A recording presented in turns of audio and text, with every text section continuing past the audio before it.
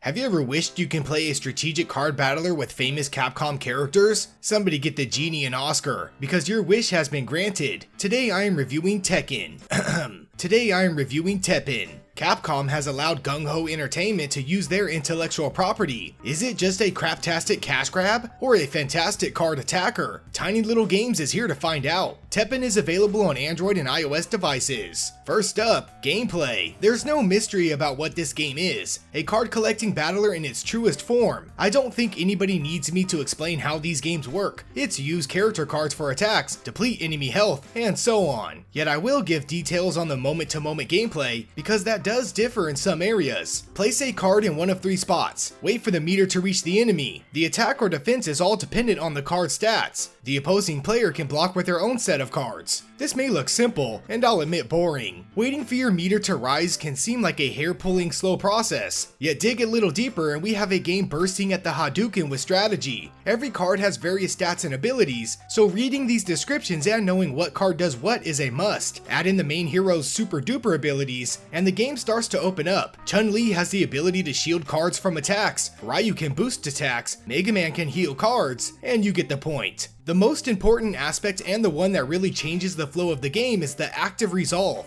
These are cards that don't act as attacks. Instead, they are ability cards that can be used to drastically change your position. Some can add defense, others will shatter the opponent's cards, one might boost speed. These are just minor examples in the amount of different abilities provided. Throw one out and time freezes. Your opponent has the opportunity to counter with their own. Once someone runs out of cards to use, the game releases them and the bonuses commence. These active resolves keep the game fully engaging, and at a moment's notice can change you from a surefire win to a devastating loss, or the other way around. If you strategically use the best for your situation, it creates havoc, it summons competition, and it makes the game a blast to play. I haven't even talked about the other game modes. There's a story mode that unlocks the main fighters. It's a convoluted story, perfect for a game about Capcom heroes coming together. Then there's the main component, the PvP section. Most of the time is spent battling other players, which leads you to finely tune your deck, make the most out of your cards, and outsmart your opponent. Level up in the arena and you can unlock more special abilities for your fighter. I know I've spent far too long in the gameplay portion, probably more than I needed to. In short, it's a Capcom card battler with thought-provoking and interesting gameplay elements. A game that may be difficult to master, yet enormously satisfying once you demolish a tricky opponent. Next up, graphics. Card battlers rely on artistic depictions of cards and heroes. Teppen is no exception. The main fighters look great in their 2D kinda 3D models, especially once you unleash a super ability. Watch as the characters blast on screen with very well done animations. I quite like the designs, as they stay true to the Capcom lore. The cards also look good, although the attention to detail is rough around the edges. Yet so many of these cards possess scenes from famous games. It's just great to look at. Resident Zombies, Street Fighters, Devil Cry,